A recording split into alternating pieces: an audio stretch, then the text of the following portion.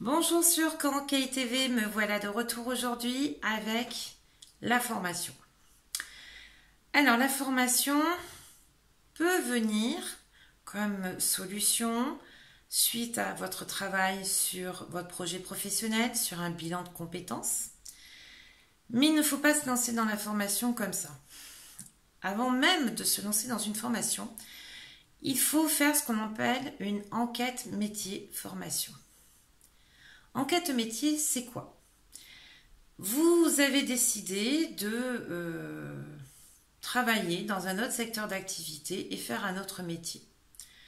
Est-ce que vous le connaissez? Est-ce que vous connaissez l'entièreté des contraintes, des compétences, des savoirs, des savoir-être nécessaires à ce métier? Pas forcément. Alors là, il va falloir partir sur une enquête de terrain. C'est quoi? Déjà, il va falloir que vous prépariez un questionnaire. Ce questionnaire est à destination des entreprises que vous allez aller rencontrer sur le terrain pour leur poser des questions. Alors, quel type de questions? Déjà, quel diplôme vous avez? En quoi consiste votre métier? Comment l'entreprise s'organise-t-elle? Quels sont les revenus que je peux attendre de ce métier? Quelles en sont les contraintes? Est-ce que je dois travailler les week-ends? Est-ce que je dois travailler en décalé? Est-ce que ce travail nécessite des réunions tard le soir? Est-ce que je suis amenée à faire des astreintes? Vous voyez, autant de questions que vous pouvez poser. L'autre pan de cette enquête formation, c'est aussi de vous mettre en immersion. Donc, il existe un dispositif qui s'appelle PMSMP. C'est un positionnement mis en situation professionnelle. C'est une forme de stage en immersion qui peut durer de 15 jours à un mois. Alors, une PMSMP, c'est quoi? C'est que vous allez... c'est déjà un contrat. C'est un contrat entre Pôle emploi et l'entreprise qui va vous accueillir, si elle en est d'accord. Alors, qu'est-ce qu'il va y avoir sur ce contrat? Il va y avoir déjà tout ce qui est lié aux coordonnées de l'entreprise et également le poste sur lequel vous allez faire cette fameuse PMSMP. Ensuite, il va y avoir les conditions de travail, c'est-à-dire les jours sur lesquels vous allez travailler et les horaires que vous allez faire.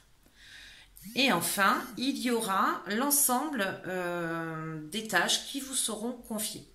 Alors attention, ce n'est pas un contrat de travail. Vous allez toujours être indemnisé par Pôle emploi. C'est simplement une façon de voir si vous êtes fait pour ce métier et pour voir également si vous en avez toutes les compétences et si vraiment vous avez envie de vous lancer sur une formation. L'avantage de la PMSMP, c'est que le chef d'entreprise qui vous a accueilli fait un bilan avec vous, bilan qui est transmis aussi à Pôle emploi. Et là, vous pourrez prendre une décision. Donc ça, vous voyez, c'est déjà une première étape sur la formation. Ensuite, il faut vous mettre en chasse des organismes de formation qui vont vous permettre donc d'apprendre ce qu'il est nécessaire pour ce métier. Alors, les questions qu'il faut se poser, c'est déjà quels sont les prérequis, c'est-à-dire est-ce que je dois avoir un CAP, un bac, est-ce qu'il n'y a pas besoin de diplôme pour entrer dans cette formation? Est-ce qu'elle est qualifiante ou est-ce qu'elle est certifiante? Qualifiante, c'est-à-dire que c'est, pour résumer et pour que ce soit plus simple pour vous, ce n'est pas l'équivalent d'un diplôme de l'éducation nationale. Ensuite, vous allez devoir demander à l'organisme de formation comment se déroule la formation, quand est-ce qu'ont lieu les sessions de formation, combien de temps dure la formation et voir aussi quels sont les modules de formation, quel est le contenu de la formation. Tout ça pourquoi? Déjà pour voir si vous pouvez vous embarquer dans une formation longue, si oui ou non financièrement, ça sera possible. Alors au niveau du financement de la formation, là aussi il peut y avoir des aides de Pôle emploi où vous pouvez vous servir de votre compte personnel d'activité. Nous avons tous un compte personnel d'activité. Pour le trouver, vous allez aller sur le site du ministère du Travail ou vous mettez sur Google compte personnel d'activité et là, vous allez arriver sur une page. Sur cette page, vous allez rentrer votre numéro de sécurité sociale, vous allez rentrer un identifiant que vous allez choisir et vous allez recevoir un mail de validation d'inscription. Et là, vous allez pouvoir voir combien financièrement vous avez cotisé, que les entreprises ont cotisé pour vous sur votre compte personnel de formation. Là aussi, vous pouvez trouver des organismes de formation sur lesquels vous pourriez utiliser ce CPF. J'espère que pour le moment, c'est compris. Je continue.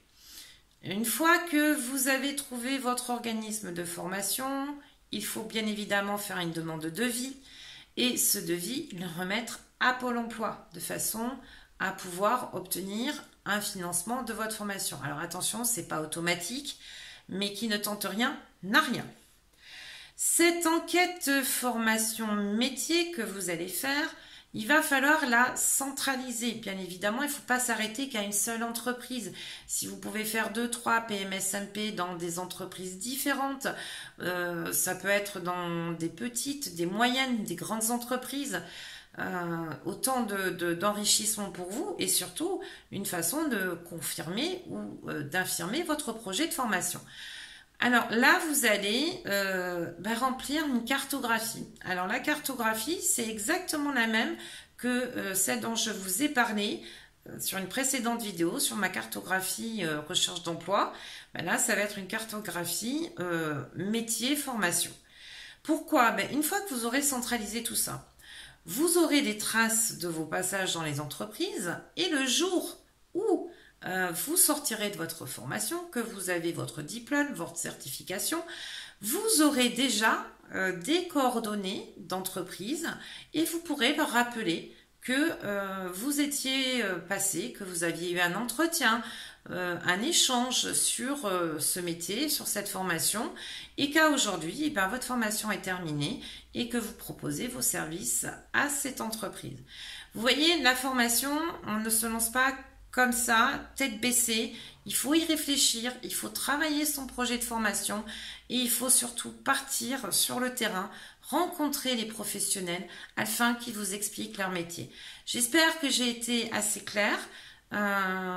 Saisissez-vous des outils de la formation parce que la formation, c'est aussi l'occasion de pouvoir évoluer professionnellement et aussi rester dans le mouvement du marché du travail, puisque lorsqu'on fait de la formation, on évolue aussi avec son temps, on évolue avec le marché du travail.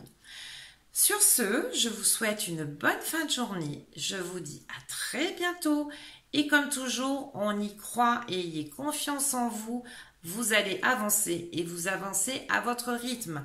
Bon courage, à très bientôt sur Conquête TV, je vous embrasse.